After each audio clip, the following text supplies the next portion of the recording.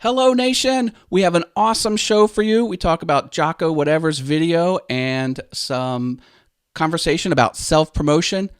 Here's a hint. We're okay with it. Do it. We have a new patron with us, Robin Lewis. Thank you for joining the Patreon family. It takes an awful lot to record this show, so we certainly appreciate it. We also have Brian McKnight from Woodworker 631. Thank you. Patreon.com/MadeByNation. Thank you, guys. My name is Matt Haas, and this is the Awesome Wood Things channel. My name is Eloy from Escagedo Woodworking. I'm Ryan from Waylight Creations. And this is Made by Nation.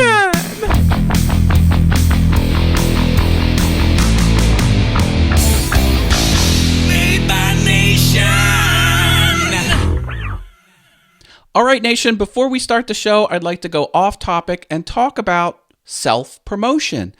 I just want to throw out there that as far as I'm concerned, and same thing with Ryan and Eloy, self-promotion is all good in our books. There should be no stigma attached to saying, hey, this is what I made and it's good. Let's face it. We want to put on the best show possible. We want to feature the most awesome stuff out there. That's all that matters. How we identify what stuff is awesome doesn't matter to us. If you tell us what's awesome, great. If we find it on our own, that's great too. So that's kind of what I think about self-promotion. Do you guys agree with that? Yeah, why are you putting stuff out there if you don't want to self-promote it? You should always self-promote the stuff you make. Otherwise, why even put it online to begin with? So I'm all for it. I love seeing what people make, and the more they bring it to my attention, the easier it is for me to find it. You have to, you have to show up. You could make as many videos, or if you write music, as many songs. But if you don't put it out there, it's not going to be seen. And the idea of being seen as a sellout or as a greedy or this or that. Listen. If that's the trip that a person's on, I think it's ultra ridiculous. You can promote all you want towards me, and if I don't want to see it, all I have to do is not see it. And I've always felt that way. So if you guys want to ultra over promote, freaking do it. I might not see everything but screw it, do it. And that rhymes. Screw it, do it. Screw it, do it. Josh Millar in the chat room says, I always feel awkward self-promoting. Yeah, well, I agree. Let's stop that. I mean, you have to be your own advocate. I mean, he's right though. When you first start doing it, it is awkward, but you get used to it. Jim says, I don't. I just make vids and enjoy the hobby. Hey, that's all good too, but if you ever feel like you want to self-promote, for goodness sake, get out there and do it. And it certainly won't hurt us if anyone says, hey, check out my stuff and could you put it on the show? It's easy to do. Just promote. Just promote your stuff if you want to. If you don't want to, you don't. But promoting, and let's say you come out with tags all over your shirt, like, I don't know, NASCAR, and this is like in that movie. What was it? Talladega Nights. I don't care. I mean, obviously do it with a little bit of class, but do it. So what? They're not gonna tuck you in, to bed at night. So do what you gotta do. Shogun. Seriously, do it. Shogun Jimmy says, I don't promote my rambles. Yeah, well, the rambling self-promotion. It's all good. All right, nation, all good. Self-promote away. Thumbs up from all of us. All right, our first featured video is an up-and-comer. That's when a YouTube maker has very few subscribers, and they should have a lot more because they're awesome. This is Mega Workbench, How to Make a Woodworking Bench by Make, Build, Modify. All right, this guy had 18-foot-long 2x6s from a barn teardown and made this huge assembly bench. He glued all of them together after milling them down perfect. It was just so big, so mammoth, so many screws were used, so gallons of glue were used. It was just mind-boggling awesome. He used an odd water level at the beginning. I didn't expect to see it. I mean, I know they exist, but I was like, oh, that's a good, so it's perfectly level. And weighs hundreds and hundreds of pounds. There was a lot of troubleshooting in the video. I mean, little problem after little problem he just solved. At one point, when he was putting all the boards together, they started to bow out of shape. It was just off by a little bit, but it kept compounding. Well, he figured out how to fix it. He had he made a special jig and put a wedge in it, ran it through the table saw, and then bottom line, it was this weird shaped cut when it was all said and done. But when he put it onto his workbench in that specific spot, dead on, and it was just perfect. And he put lag bolts in because he couldn't get his driver in. I was just like, it's very similar to what happens to me. I just fight through a project and just troubleshoot. And of course, the bench was just magnificent. So, wow, I really liked it. What'd you guys think? 2 things popped out at me from this. The weight of it, he said it was roughly 850 pounds. So that thing is heavy.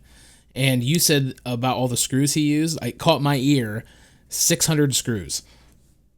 That's insane. But yeah, that thing is solid, and any woodworker, maker, does anything in their shop would love to have that in their shop. It was awesome, guys, everything you said. Nice. Sherry Fox in the chat room says, dang. Yeah, that's appropriate. By the way, Sherry's local to your area, Matt. Awesome. My pick for this week's video is from the channel Construct Icon, and it is wooden snake tool handles. And you need to see it. It's really cool. He starts out with, I'm assuming it's green wood. It doesn't look like it's been dried because it was straight from a log or a branch, whatever. But there's so much going on in this video. There's wood burning and all these, if I was to look at it at the end, I would have assumed that he carved it. I wouldn't have assumed that it was wood burnt. But the whole thing is done with wood burning tools, and he makes these unique designs. I think there's 4 in total at the end. He mainly focuses on 1 in the video, but at the end he shows these snake tool handles he made, and they are so intricate and so well painted. It's just, the skills involved in this blew my mind, but these things are awesome. I'd love to have one. Yeah. When I was watching it, it started out like turning a handle. Okay, all good. And for what it's worth, I skimmed the title. It didn't even sink in. I was just watching it, so I didn't really pick up on the whole snake thing. It was just a fluke. But then he the bulb end on the one side, he started shaving it down like flat. I'm like, why isn't it just cylindrical? I was like, what's happening? Then he drew lines on it, and then he started putting the eyes and the scale. I'm like, I looked at the title. I'm like, oh. And then as he went through the build, I was like, okay, I see where he's going with it now. And you're right. There was a whole handful of them that he completed at the end. He kind of showcased his whole collection, and some were like bright colors and some were more realistic. I was like, that is one interesting project, or several projects as it turned out. So yeah. I was pretty blown away. Cool stuff. Yeah, it was a very creative project on many levels. I love wood burning, but the thing about it is that I have wood burning tools, and the way he did the scales and everything, just fantastic. But sometimes you have to look at a project in a different light, or think of the tools and to use them in different contexts, and he did that. He created something so unique. I mean, I really enjoyed that. It was such a great pick. I have nothing extra really to say other than what you guys have mentioned, but it's such a unique like I could see myself grabbing that, for use, because it's just such a cool item. So thumbs up for that. So my pick for this week, the channel is Jared Hildabrant, and we call him Doc. I have a hair in my mouth. The video is making a pen with nails. So so this is what it is. The intro is his logo, and it's in gray. It's like that washed color, and the logo itself has little gears, but it's like sort of translucent. Really cool. and he sets up the video with cowboy music, that spaghetti western theme type stuff. It sets a great mood.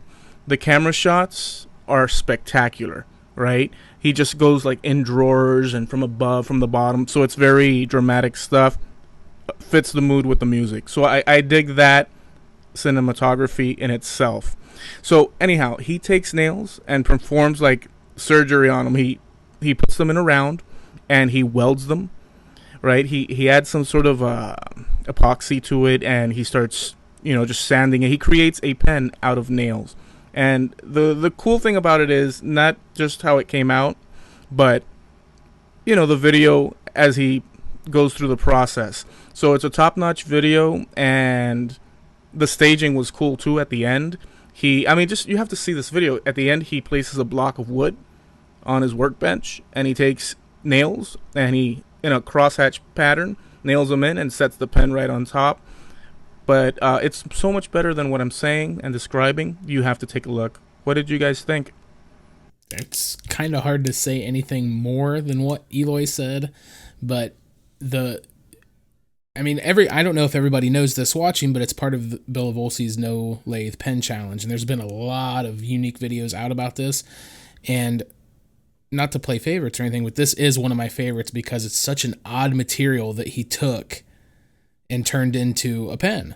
I mean, who would have thought of using nails to make a pen? There's been a lot of wood ones made, a lot of other, off-the-wall materials, but pens, or nails, that's nuts. And then the other thing I had noted here was what Eloy already touched on, and that was the block of wood, or the 2x4 there at the end that had the nails in it. That is like a perfect way to display that.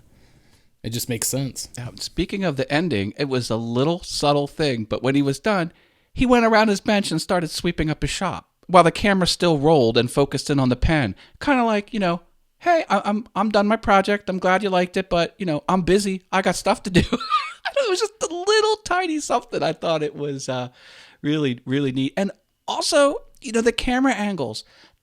I don't even know where to start with this. It's so good because a lot of my stuff is over the blade, zooming in, watching the workpiece go through, but I may start experimenting with, some worm's eye view and some behind the tool. It was just from above. At one time, it was completely sideways. Like the whole thing was purposely landscape instead of portrait.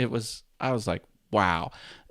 Please, Doc. Doc is what he goes by for short. Make more content. The whole community is like, please make more stuff. The guy's a brilliant maker and, a good entertainer in front of the camera. So I loved it. Good stuff. And it had a similar part. Remember, we featured Olaris from the Olaris channel. He made the copper pen, and at one point, he put solder on it. Well, in this video, the whole pen was slathered in black epoxy. And once again, I was like, oh, not looking good. But after it was sanded down, it only showed in between. I was like, yes! It just kind of brought me back to that whole emotional roller coaster of watching the maker do something that doesn't look good during the process, but then when it ends, it's so good. Good stuff all around. I really liked it. What's the chat room saying? This is the No Lathe Pen Challenge winner. Doc is the man. So I think Shogun Jimmy is kind of projecting who might win. yeah, it was really, really good. The Woodworking Junkie says, yeah, Doc wins for sure. So there's 2 votes for Doc from the chat room. He definitely has my thumbs up. See, now you're going to make me go. That's all. Yes, it was my pick, but remember, there's a bunch of people going on there, so we cannot pick favorites in that manner. I mean, we have Red Smith, we have Dan the Maker. I mean, we have so many people down the list. So I feel bad for whomever gets to pick this winner, which is likely Bill. There's so many good stuff. And there's 60-some entries so far? All right, let's go around and figure out what we're all working on. My name's Matt Haas from the Awesome Wood Things channel, and I am in between projects right now. My friend gave me this Google shirt. I don't know if you can see it. Don't know if you could see that or not. And I might make a project out of the packaging that this Google shirt came in because I love technology and I love that company. So that might happen. we'll see how it turns out. I'm Ryan from Waylight Creations, and I am currently kind of in between projects too. I'm about 2 weeks out from doing an anchor carving that's been a huge pain in my butt. I'm Eloy from Escagedo Woodworking, and I too am in between projects. It's just that time of the year. Actually, I just finished off a flower video. Check it out. I do 3 flowers with 3 different materials. It's all the rage. It's being promoted all throughout the internet. It's insane. It's like, just check it out, like it, share it. I mean, spread it out. And by the way, promotion is good. So I'm self-promoting. Promote that frickin' video. That's about it. And Eloy, I like that you used pink text with green outlines. I really like that. Thank you. Okay, my featured maker is Giaco whatever. He did Razor Spinner Top versus Redbull. And oh my God, this video is blowing up. It was featured on several television stations. And, you know, some of the rhetoric is, oh, Giaco, yeah, TV picked you up. How cool is that? Me, I'm thinking, one, yes, that is cool. But also, you know, who's the better deal here? Like, who has better content? Does YouTube have better content than network television? There will be a tipping point, and this bodes in the favor of self-made content. And okay, this thing was just incredible. So he builds a top, blasts it with air. It goes over 10,000 revolutions per minute. Put razor blades on it, threw it down a channel, and it starts destroying everything it touches. And oh my goodness, so good. The thing I like the absolute most is, like any top, it doesn't stay straight in the air. It kind of wobbles back and forth. So as this thing was destroying, it was slowly, you know, bending its axis as it processed from one direction to the other, which made it cut very thin slices. There was a hot dog, and these little slices were just firing off. Just the sliverest, tiniest amount. It was amazing. He blew up shaving cream. He blew up, you know, underarm deodorant, spray deodorant. It's a Redbull. It just exploded. And the crayons that he sliced, it got all the crayons except one, but then went around the table and came back and destroyed the only crayon that was standing on the initial pass. I was like, too perfect. The spinners are all the rage. This is that times 100. I love Giaco.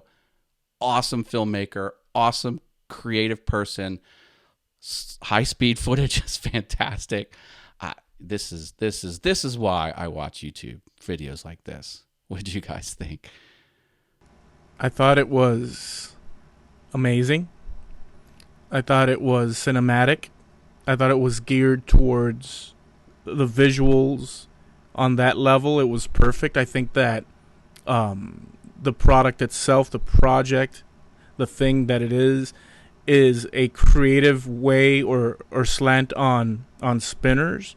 I think it was just an incredible video, and I agree with you that we're past the point of online entertainment on demand. Online, it's actually, in my opinion, overtaken. I may be wrong, but I see TV as a relic. So, awesome video. Yeah, Giaco's stuff is always cinematic, like you were saying, Eloy. It's always really well done. I love that he uses dark lit. Everything seems like it's lit with a spotlight, so you're just focusing on that. But yeah, that's actually, I watched it today to get caught up for Made by Nation, and I think it's probably the 4th time I've seen that video since it came out, because it's, like Matt said, it's everywhere. But yeah, the one thing I was going to note was the crayon thing, where it came back around and got the crayon. I thought that was neat. But when he put it in the bowl too, when it destroyed the bowl, that was freaky. And then at the end, it just that split second, you think he's going to grab it with the blades on it, but it's not. And he grabbed, you know, how many people saw that and were like, no, don't do it. But yeah, he was putting the straw on it, and his fingers were getting closer and closer and closer. I'm like, oh. Perfect recipe for a good video. He did say he's a professional. Oh, Robin Lewis says, yeah, that lighting style Giaco uses is amazing! Exclamation point. Right on, brother. Couldn't agree more. All right, Nation, that's our show for you. This is also an audio podcast. We are on iTunes, Google Play Music, Stitcher, SoundCloud, and if those don't work for you, you can grab the show by the RSS feed and jam it in your podcatcher. Thanks, Nation. Thanks. Wilkie said, in that case, scratch podcast. Since we're self-promoting. Yeah. Do it. Right? If you haven't seen it, go watch it. Or listen to it. I guess you can't watch it because it's a podcast. That's make me laugh. Good at being angry. No one's buying it.